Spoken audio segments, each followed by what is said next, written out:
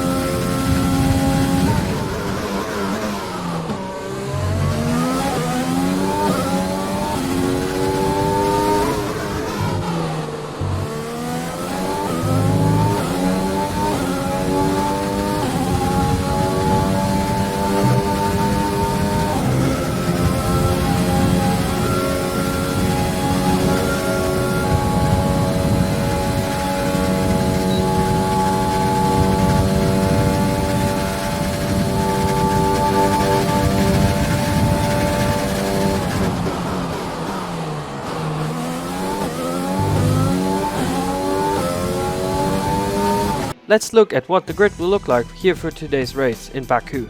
It's Lewis Hamilton taking pole position from his teammate Valtteri Bottas. Lance Stroll will start 3rd, followed by Max Verstappen. Fernando Alonso and Sebastian Vettel will be on the 3rd row of the grid, followed by Sergio Perez and Charles Leclerc.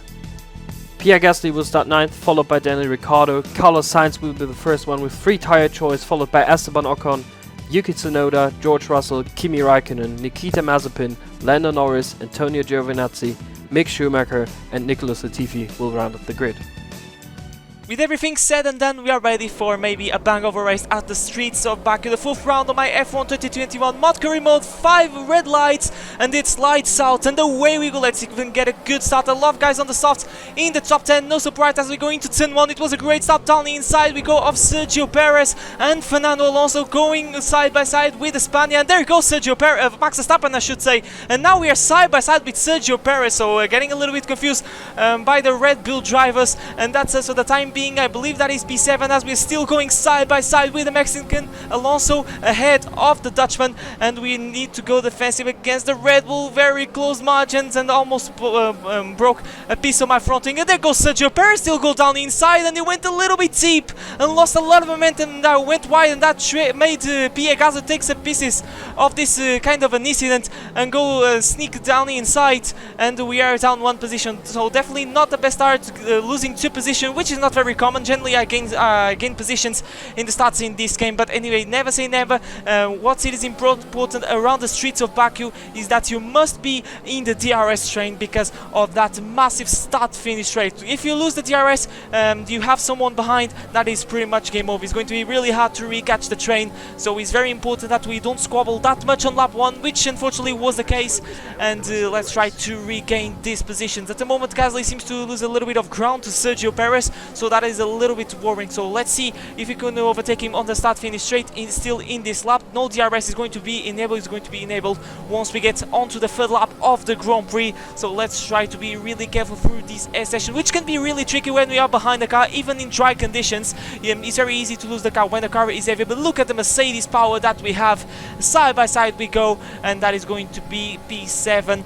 And let's try to catch now Sergio Perez. As Lewis Hamilton leads the Grand Prix for the time being, and then is Lance Stroll followed by Valtteri Bottas. So it seems our teammate finally is showing some pace, and at the moment he finds himself in the middle of the podium, we can say. But this is Lando Norris trying to go around the outside of Nikita Mazepin after a great race from the Russian. Whether you like or not, it was an amazing performance at the Monaco Grand Prix where he scored points in that crappy Haas. At the moment finds himself outside of the points. It's going to be really hard because that point scorers was an absolute miracle, and Norris sails past the Russian. He has a huge mountain to climb in this Grand Prix. He had a dreadful qualifying. But now we come back to the front runners. This is Max Verstappen trying to overtake Valtteri Bottas, which is struggling a lot in this Grand Prix. So he's not having the best start of the season. He's not even in 2nd place. I think he's on 5th or 6th place in the driver standings after a double DNF at the Spanish Grand Prix and at the Monaco Grand Prix. So hopefully Bottas is going to bounce back in his next 3 races. For the time being, by the looks of this Grand Prix at the moment,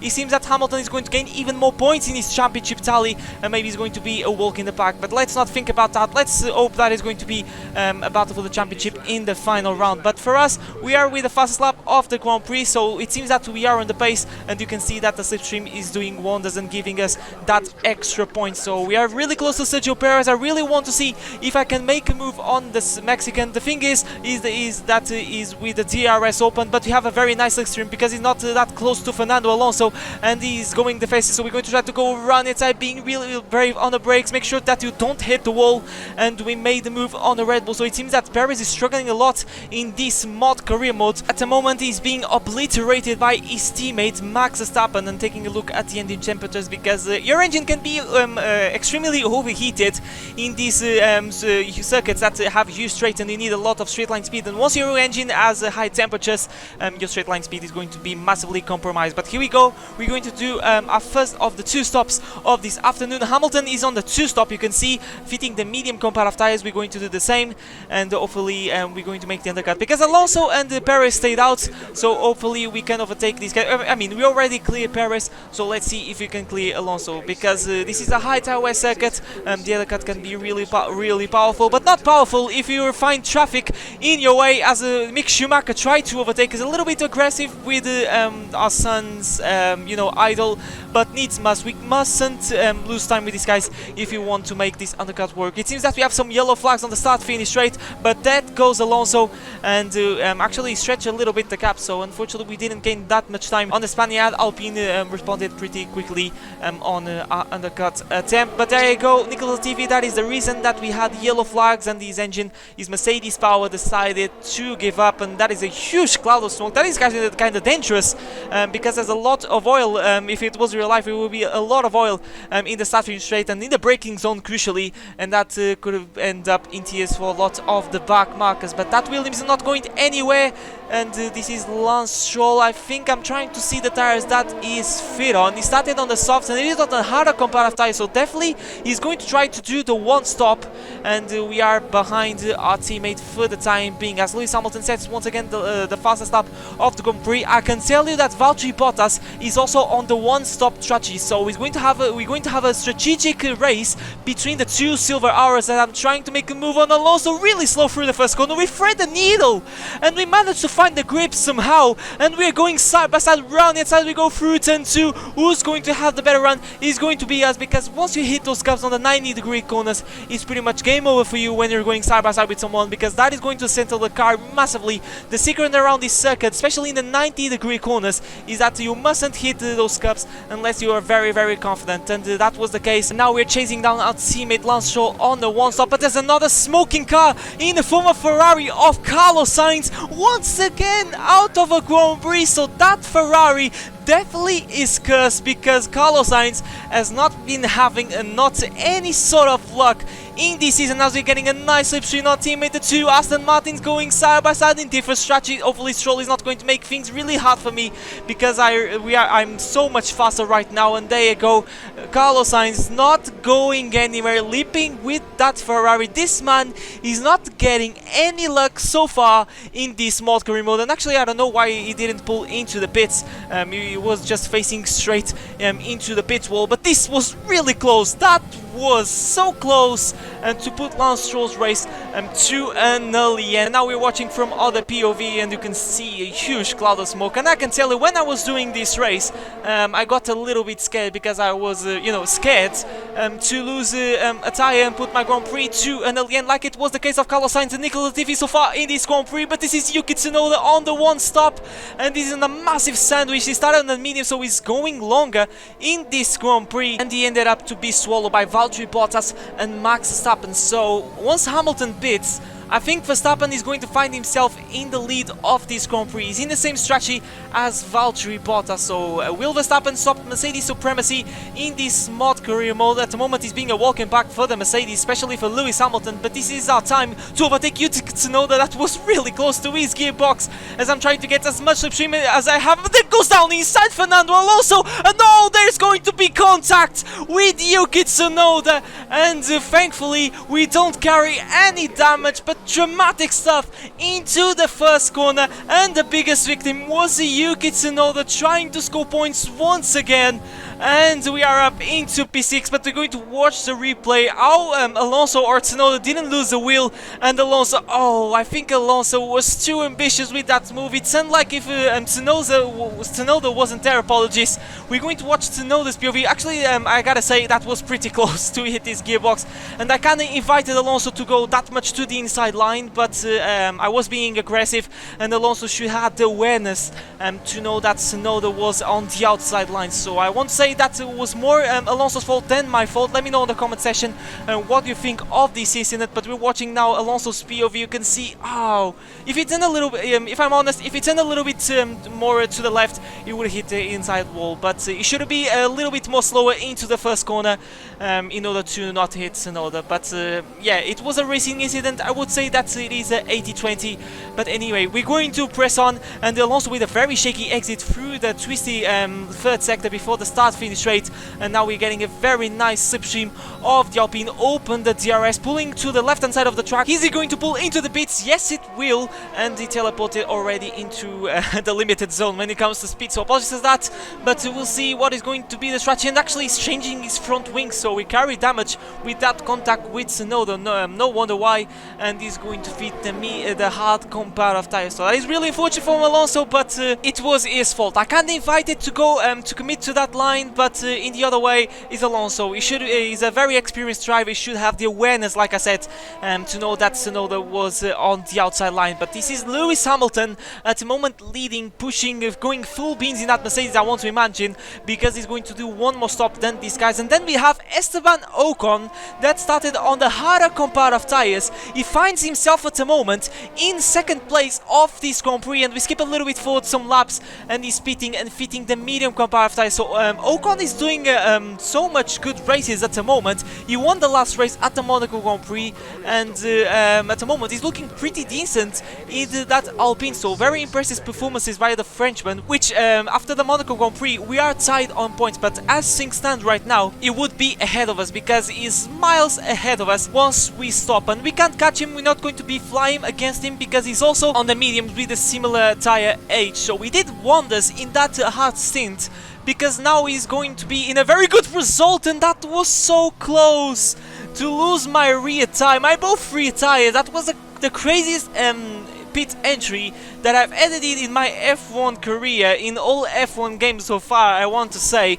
That was really close to put my Grand Prix 2 and early, and you can gain a lot of time when you got full beans in that pit entry in some tracks, especially around Azerbaijan. So that was a little bit stupid for me, but at the moment we find ourselves in 8th place with Kimi Raikkonen in P9 at the moment. So he's doing a great race with that Alfa Romeo, but it's going to be really hard to stay you know, in that place because he has Alonso behind. But we're watching a replay of that crazy entry speed and that crazy entry in general, and look at that, pow pow, and that was so close to lose my rear tires. I actually locked a little bit into the entry, but anyway, that was a little bit stupid for me, like I said.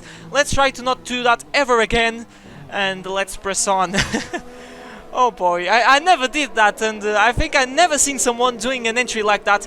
But like I was saying, this is Kimi Raikkonen, and I think he's not going to be in that P9 for much longer because he has faster guys behind, like the likes of Fernando Alonso and Charles Leclerc. And there goes Alonso, DRS open. He's now go run outside. Two veterans in this sport, but in two completely different cars going side by side. And with no surprise, he's going to be Alonso ahead of the Finns. So it's very unfortunate from Raikkonen. That score is first points of the season in the last episode on the Monaco Grand Prix. Probably is not going to do the same thing in this race, as Pierre Gasly makes a double overtake, an amazing one. Not just on Raikkonen, but on Charles Leclerc. So definitely that Honda is deploying some VTEC in the start-finish straight now in these later stages, because in the early stages it seemed not, because we made an easy move on the start-finish straight. But now around the inside goes Charles Leclerc, and it's going to be really frustrating to Raikkonen to accept that. But we're going to watch the replay on Gasly's POV. Definitely is deploying some VTEC, because look at the speed of that Honda power. They don't have any chance whatsoever to defend from that AlphaTauri, those two Ferrari powered cars. And he's up into the final points paying position for the time being, and we are on a mission to overtake the guys on the one stop. Round the outside we go of the Henry car. That was really close, as I'm trying to use as much track as I can, and it remains ahead of us for the time being. Two Mercedes power cars going at it. We're going to have the DRS, we're going to have the overtake mode available, we're going to have the rich mix, and hopefully this is going to be enough, because we can't lose time with these guys. I want really to try to catch Esteban Ocon, which at the moment is trying to catch Sergio Perez on the harder comparative tires. We still have some laps, but we need to push. And this is Lewis Hamilton that already made his stop, and he's going side by side with Max Verstappen, which at the moment is in second place. Not anymore, because Hamilton is going to take that place, and in the lead of this Grand Prix is Valtteri Bottas, trying to get the first one of the season, but he has Lewis Hamilton in the much faster medium comparative tire. So it's going to be really hard for Bottas to remain in the lead of this Grand Prix, and there he is a few laps later. Hamilton is flying in this set of mediums, slipstream and side by side, and Bottas doesn't have any chance and any answer whatsoever to remain in the lead of this Grand Prix, and Hamilton takes the first place of the Azerbaijan Grand Prix, and the first win for Bottas will have to wait for the next episode unless there is a miraculous engine failure from his teammate. But for us, we're going full beans, trying to cut Sergio Perez' clip for all the way forward onto lap 24, and we are 3.5 seconds behind the Mexicans. So we are flying at the moment in these later stages, setting a personal best on a penultimate lap of this Grand Prix. I was actually trying to set the fastest lap today, trying to get that extra point. So we're going to join me for the final lap of this Grand Prix, because at this stage of the Grand Prix, Perez's tires are pretty much done and dusted, and I still have a little bit to give in these mediums. So if I push and use the fuel and the battery in a way that, you know, I'm clever, I think I have a very good chance to get P6 in this Grand Prix and match us starting position. So we're still slightly plus 1 second behind Paris. It's crucial to be in the DRS range, because I think this can go down to the wire, I should say, on the final lap, on the final straight, like it was with Valtteri Bottas and Lance Stroll in the real life 2017 edition. So it's time to push as hard as we can, and we are already 6 tenths down. So we are in the DRS range, and this is the spot of the second that I've been shown for the entire weekend, the castle session. Make sure I'm going to try to push risk a little bit very close to the wall, but it's must. This is the last lap.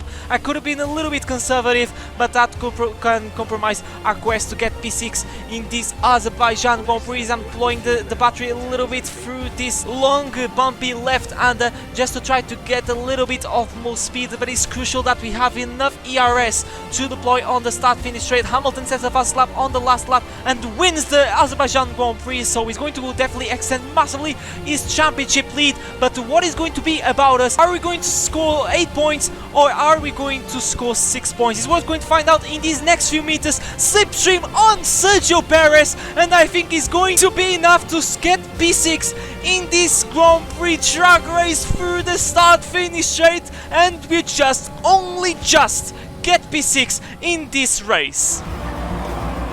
Alright, race over. Take care of the car on the way in.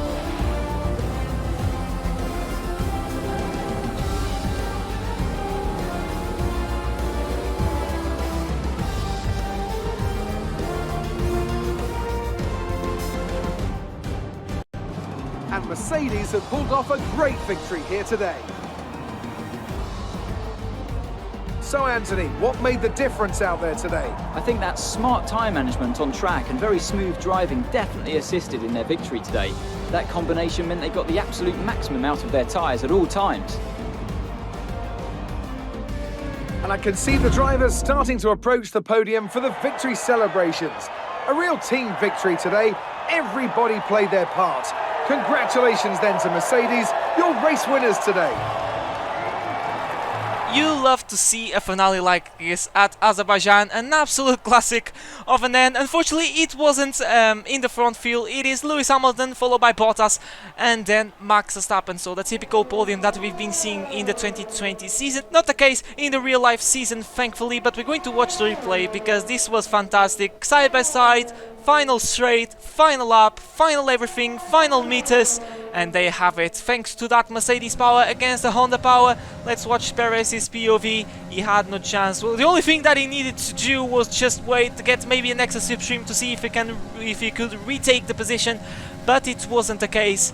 And I'm really happy with this result, where we managed to make the 2-stop work, which can be really hard at the streets of Azerbaijan. I can tell you that we were a little bit lucky when it comes to traffic, because we didn't find that much, and Hamilton was the best one that managed to make the 2-stop strategy work, followed by Bottas, Verstappen. Lance Stroll tried to score a podium, but it wasn't enough. He was overtaken by Max Verstappen. Then Esteban Ocon with another brilliant performance in that Alpine. Then ourselves as Vettel, Perez, Ricciardo, Gasly and Alonso taking the final points paying position, and then Stroll, Tsunoda, Leclerc and George Russell which score points at the Monaco Grand Prix. Last episode it wasn't the case today. Then Kimi Raikkonen, which dropped a lot of positions in the later stages of the Grand Prix after being on the points. Mick Schumacher, Antonio Giovinazzi, Nikita Mazepin was the last to cross the line, and then Carlos Sainz and Nicolas Latifi were the only ones that couldn't see the checkered flag today. Now let's take a look at the driver standings after this race. Is Lewis Hamilton in a league of his own for the time being, 32 points ahead of Esteban Ocon, which is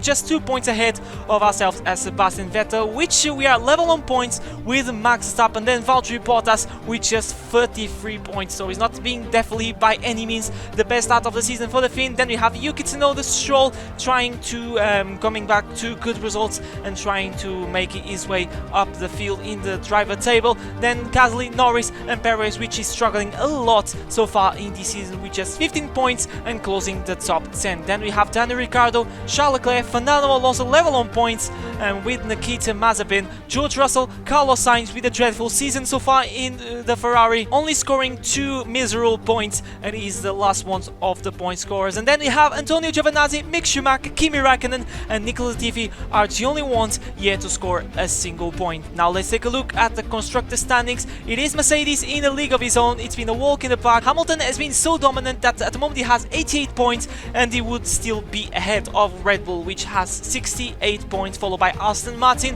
which is in a very close battle with Alpine. These teams are separated by just 3 points. Then we have AlphaTauri, McLaren, Ferrari way down the order, Haas and Williams. That score is their first point of the season in the last episode, and the only team yet to score a single point is Alfa Romeo. But guys, that has been episode 4 on my F1 2021 mod career mode as Sebastian Vettel. If you guys enjoyed this video, make sure to smash the like button, subscribe channel if you do see plenty more Formula 1 content. Really motivates me to make more. Make sure to join the family. You're going to have an absolutely banger of a time. Next episode is going to be the Canadian Grand Prix, so make sure to stay tuned for that. But that has been me for today. My name's Tom, and I'll see you guys for a brand new video next time. But for now, take care.